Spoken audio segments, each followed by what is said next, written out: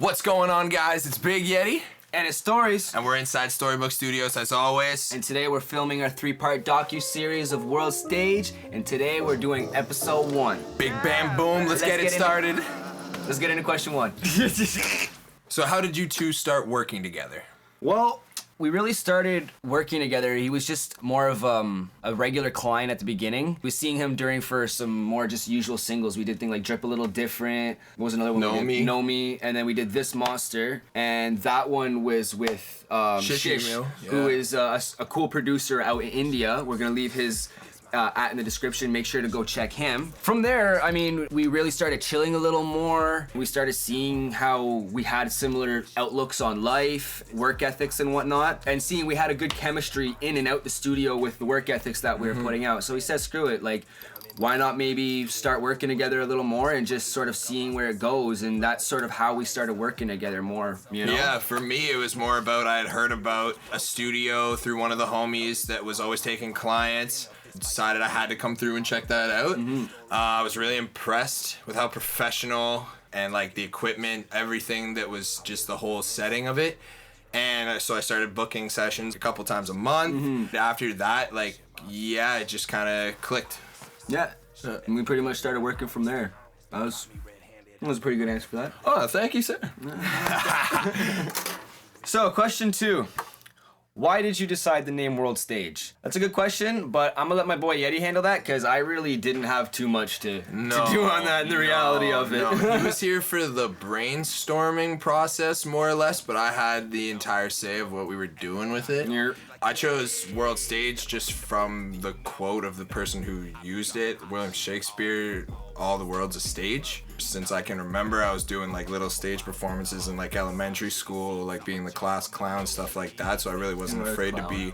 Yeah, for sure. I'm a goofy person. I wasn't afraid to be laughed at or like subject to hate. The way I believed in this tape, this album, World Stage, and everything like that, like I'm ready to kind of step up into that spotlight. Like whether or not it happens, I don't necessarily care. But it's not something whatever. But it's more something of a product I can stand by and believe in. No, I like that. It makes good sense. Like I said, it's all him. I trusted him with the name, so. And it really has a nice sound to it. Everything World Stage. You see that ugly face, and you're gonna remember it. But yeah, so we're gonna head on to the next question there, and let's get on to question 3.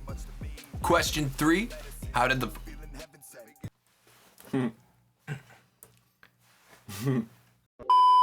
Question 3: How did the album process begin?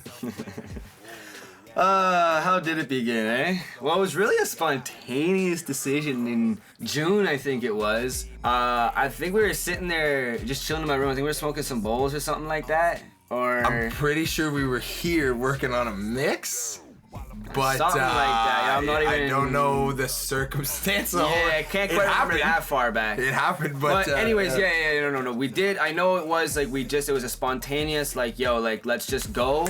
And we hopped in the car that day in June. It was a holiday of some sort because there was a lot of the little local record stores closed. There was still Bayshore open, and they had, I think it was Sunrise Records? Yeah, Sunrise Records. And that's like one of the, like brand new record stores. They have CDs and everything. So there's none of those little like, old records you can get for like $1, $2 and stuff like that. So we were stuck buying a really expensive album. So that's why we only really were able to pick one. We didn't quite know what, who, or anything other than we wanted to sample something. So we went in, ended up narrowing it down to what I think was like jazz, right? Like we narrowed jazz and like 1 or 2 other, but then we really narrowed it down to about 5 or 6 jazz albums. Looking for like those strong sounds. Yeah, like we were looking at instrumentation. We were looking at price was obviously a factor because you got like $30, $40, $50 albums. It's like, we ain't balling. We don't even know what we're buying. Yeah, we don't even know what we're buying.